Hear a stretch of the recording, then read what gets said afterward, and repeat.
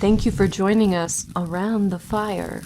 For more information or to make a donation, please visit randomactsnetwork.com. Now, want to hear a scary story?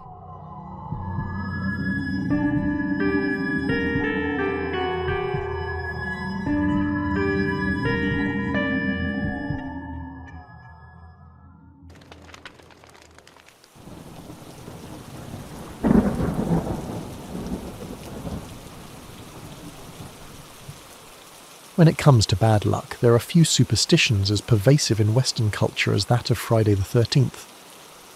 Like crossing paths with a black cat and breaking a mirror, the notion of a day that can bring misfortune is deeply embedded, even if believers can't quite explain why.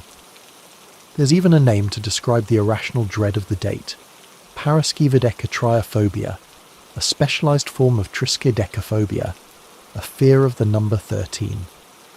While Friday the 13th may feel like a rare phenomenon, our Gregorian calendar means that the 13th of any month is slightly more likely to fall on a Friday than any other day of the week. It is not, however, a universal superstition.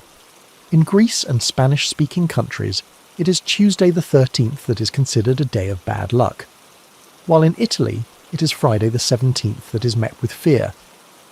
In biblical tradition, the concept of unlucky Fridays stretches back even further than the crucifixion.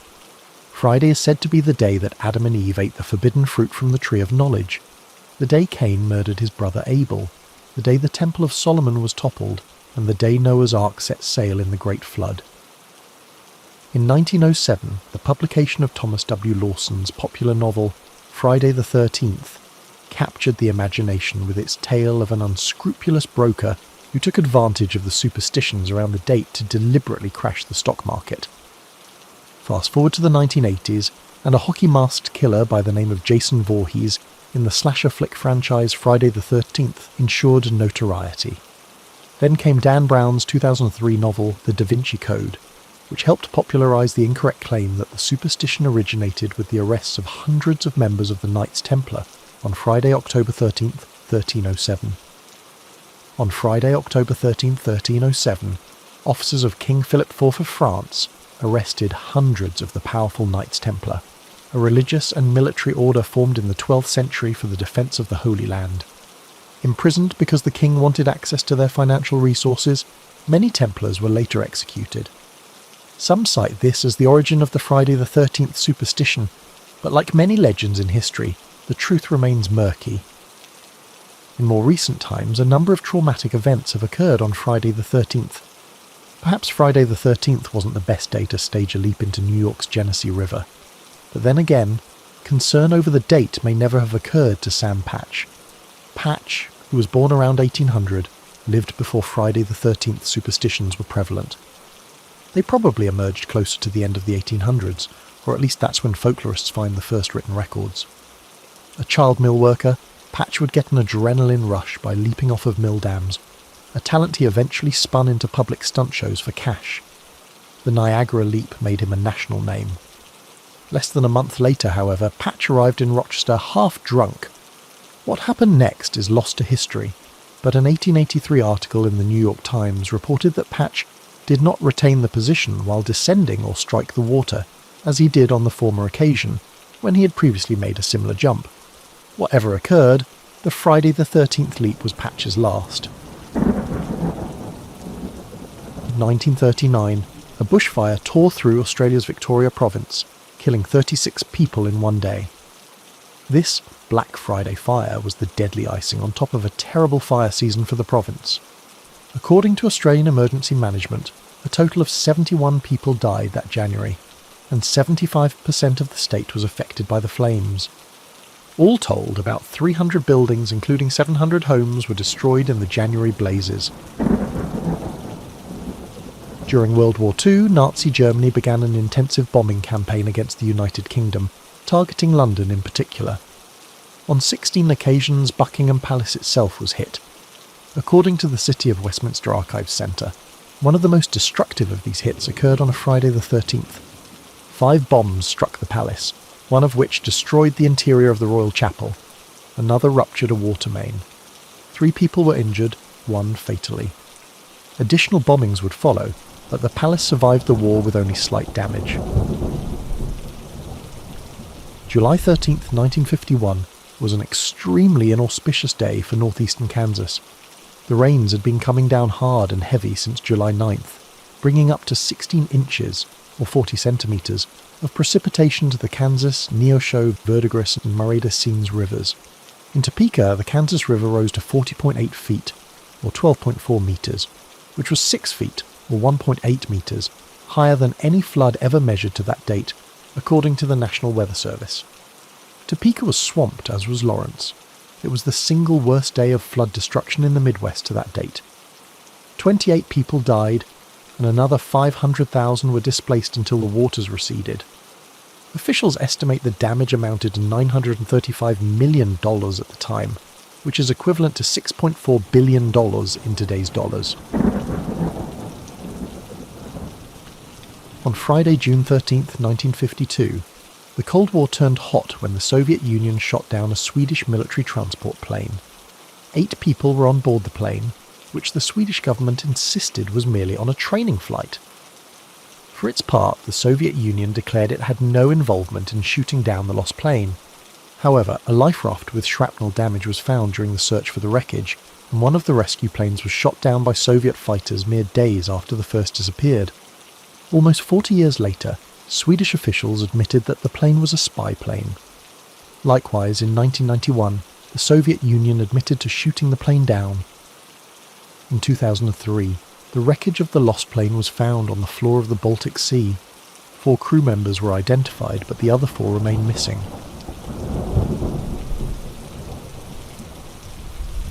On March 13, 1964, bar manager Kitty Genovese was stabbed and assaulted by a stranger named Winston Mosley. The attack took more than a half hour, and an early New York Times article reported that 38 people witnessed the attack and failed to call the police. The tragic case became a staple in psychology classes as a way to illustrate the bystander effect, which occurs when people fail to act in a situation because they assume someone else will step in. The story appears to be more complicated, however. Subsequent journalistic investigations revealed that this initial article inflated the number of witnesses and the number of attacks, and that it mistakenly claimed that Genovese was already dead by the time ambulances arrived. Several witnesses did see parts of the attack and turned away, but most did not understand the gravity of the situation, or did intervene, albeit not quick enough to save Genovese's life. Shifting to 1970, the deadliest tropical cyclone in history struck Bangladesh. Making landfall that Thursday night, the Bola cyclone killed at least 300,000 people. The storm was equivalent to a Category 3 hurricane, with sustained winds of 115 miles per hour, or 185 kilometers per hour. Even more devastating was the storm surge, which pushed the ocean water up to 16 feet, or 5 meters high. With nowhere to evacuate to, people climbed trees to escape the rising waters. Many were swept away. The highest survival rate was that for adult males aged 15 to 49, researchers reported in a 1972 article, which is consistent with the impression that those too weak to cling to trees were selectively lost in the storm.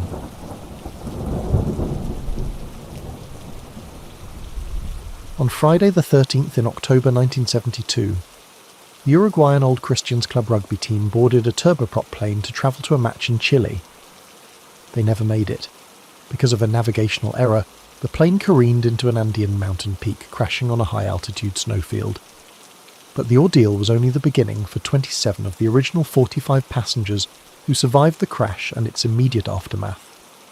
Without cold weather gear or much food, they were forced to improvise water-melting devices and eventually eat from the bodies of their lost companions, an ordeal memorialised in the 1974 book and 1993 movie Alive. An avalanche killed 8 more survivors at the end of October, and illness took the lives of others. Incredibly, rescue did not come until the end of December, after 2 survivors launched a death-defying effort to hike out of the rugged terrain for help. The last of the 16 survivors were rescued after 72 days in the frigid wilderness. According to a statistical analysis by the Aviation Safety Network, superstitious passengers need not worry about flying on Friday the 13th. The unlucky day is no more prone to plane crashes than any other. In fact, the overall rate of fatal crashes on Friday the 13th is lower than the average of all days. But October 13th, 1972 was not a great day to fly. The same day, the turboprop plane carrying the rugby team went down in the Andes.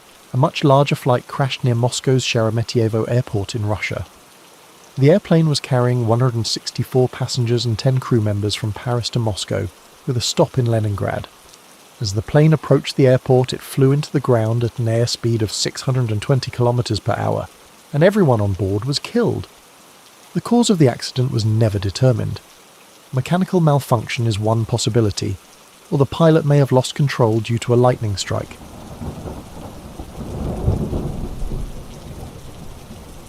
Friday, September 13, 1996, was a tragic day for hip-hop when rapper Tupac Shakur died of gunshot injuries in a Las Vegas hospital. Shakur had been injured on September 7th in a still unsolved drive-by shooting, and died from those injuries on Friday the 13th. Theories on the ultimate motive for the murder quickly proliferated. Business disputes, personal feuds, gang violence. Some die-hard conspiracy theorists refuse to believe that Shakur really died, and insist that he is still alive somewhere, in hiding. Residents of Buffalo, New York have come to expect a lot of snow in the winter months, but 22 inches, or 56 centimetres, in the middle of October. That was the snowfall total recorded at the Buffalo airport on October 13th, 2006, during the Friday the 13th blizzard. The snow that fell on Buffalo and upstate New York starting that Thursday afternoon and continuing into Friday was heavy and wet, and because the trees had not yet lost their leaves, branches snapped like matchsticks under the combined weight. Almost 1 million people lost power for up to a week because of the storm. On January 13, 2012, a peaceful Friday of cruising off the Tuscan coast turned chaotic as the Costa Concordia cruise ship struck a reef and began to tilt. At first, passengers were evacuated by lifeboat, but as the ship came to rest on its side in the shallow water, survivors had to be airlifted to shore by helicopter. 32 people died in the wreck. A massive salvage operation took 19 hours to raise the ship from the reef where it came to rest. The captain of the ship was arrested for manslaughter and for abandoning the ship instead of directing the evacuation. In the late 19th century, the New Yorker named Captain William Fowler sought to remove the enduring stigma surrounding the number 13, and particularly the unwritten rule about not having 13 guests at a dinner table, by founding an exclusive society called the 13 Club. The group dined regularly on the 13th day of the month in room 13 of the Knickerbocker Cottage, a popular watering hole Fowler owned from 1863 to 1883. Before sitting down for a 13-course dinner, members would pass beneath a ladder and a banner reading Morituri te salutamus, Latin for "Those of us who are about to die salute you." 4 former US presidents would join the 13 Club's ranks at one time or another. Given the mass of doom-laden lore, you'd be forgiven for thinking that Friday the 13th is indeed ominous, but perhaps the narrative of this unlucky date, and the female deities associated with it, might soon be rewritten.